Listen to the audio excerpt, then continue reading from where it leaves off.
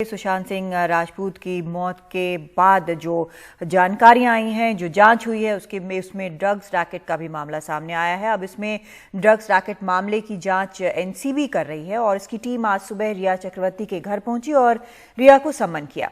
इसके बाद करीब 11:15 बजे रिया पुलिस सुरक्षा में एनसीबी के दफ्तर के लिए निकली। कल इसी मामले में गिरफ्तार किए गए रिया के भाई शौविक चक्रवर्ती और सुशांत के हाउस मैनेजर रहे सैमुअल मिरांडा को एनसीबी की रिमांड में भेज दिया गया। इन दोनों को 9 सितंबर तक रिमांड में लिया गया है। अब तक इस मामले में 8 लोगों को गिरफ्तार किया गया है।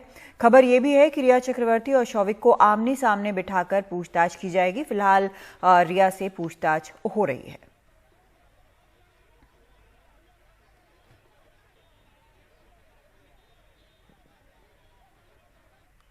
और रिया के वकील का बयान आया है। उन्होंने कहा है कि रिया गिरफ्तारी के लिए तैयार है क्योंकि लोग उसके पीछे पड़े हुए हैं और अगर किसी को प्यार करना गुनाह है तो वो अपने प्यार का नतीजा भुगतने के लिए तैयार है। रिया बेगुनाह है, इसलिए अपने ऊपर किए गए किसी भी केस के लिए उसने किसी भी अदालत में अग्रिम जमानत का आवेदन नहीं दिया है, चाहे वो बिहार पुलिस की एफआईआर हो या अब सीबीआई, ईडी और एनसीबी का केस हो।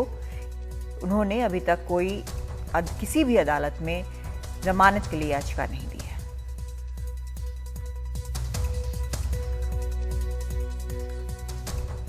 रिया चक्रवर्ती के पिता इंद्रजीत चक्रवर्ती ने कल एक बयान जारी किया। बयान में उन्होंने नशीली दवाओं के दुरुपयोग के आरोप की जांच में उनके बेटे की गिरफ्तारी की निंदा की। अपने वकील द्वारा जारी बयान में उन्होंने लिखा है, बधाई हो भारत, आपने मेरे बेटे को गिरफ्तार किया है। मुझे यकीन है कि अगला नंबर मेरी बेटी का है और मुझे नहीं पता कि इसके बाद कौन गिरफ्तार होगा। आपने एक मध्यम वर्गीय परिवार को बर्बाद कर दिया है, लेकिन निश्चित रूप से न्याय के लिए सब कुछ जायज है। जय Hind. Lieutenant colonel retired Indrajeet चक्रवर्ती।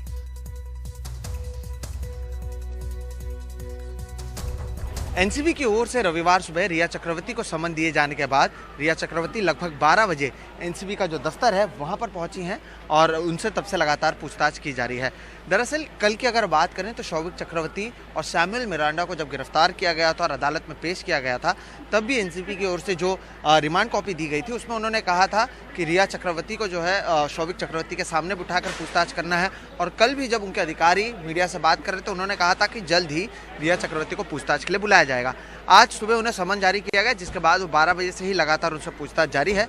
बड़े पैमाने पर मीडिया की टीम भी यहाँ पर पहुंची हुई है। दरअसल कल की अगर रिमांड कॉपी की बात करें तो उसमें यह कहा गया था कि ये जांच का विषय होगा कि इस पूरे मामले में और कौन कौन शामिल है, क्योंकि इससे पहले जो अब्दुल परिहर नाम के एक शख्स को गिरफ्तार किया था, उन्होंने बताया था कि वो शौविक के कहने पर ड्रग्स को लाने और ले जाने का काम करते थे और जो रिकवर्ड चैट्स हुए थे उसमें से भी कुछ सबूत मिले थे। तो अब देखिए, ये पूरे मामले की अगर बात करें, पहले मुंबई पुलिस के पास ये मामला था, उसके बाद ईडी ने इस मामले में जांच की, सीबीआई ने की, अब एनसीबी कर रहे हैं और लगातार ये चौथे ऐसे ऑर्गेनाइजेशन है जिसके पास रिया चक्रवर्ती पहुंची हैं।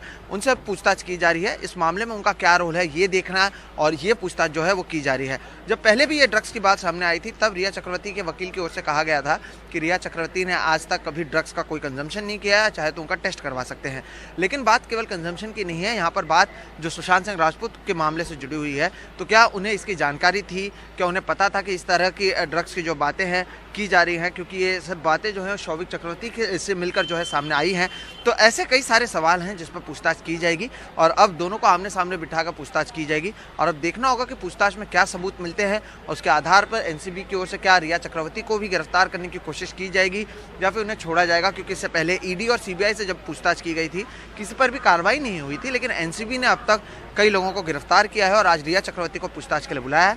तो लगातार दोपहर 12 बजे से जो है रिया चक्रवर्ती से इसी दफ्तर में पीछे जो आप मेरे देख रहे हैं वहां पर पूछताछ जारी है और देखना यह होगा कि इस पूछताछ में क्या बाहर निकलता है और उसके बाद एनसीबी की ओर से आगे कार्रवाई की जाती है या फिर रिया चक्रवर्ती को छोड़ा जाता है।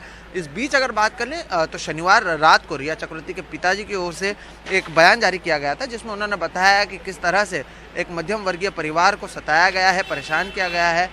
कल शौविक की गिरफ्तारी हुई थी, उसे 9 तारीख तक जो है एनसीबी के रिमांड में भेजा गया है और क्योंकि 9 तारीख तक का रिमांड है उसमें एनसीबी की ओर से कोशिश है कि ज़्यादा से ज़्यादा चीज़ों को सामने निकाला जाए और इसलिए कल रिमांड मिलने के बाद ही आज के दिन यानी रविवार के दिन रिया चक्रवर्ती को बुलाया गया है और अब पूछताछ की जा रही है।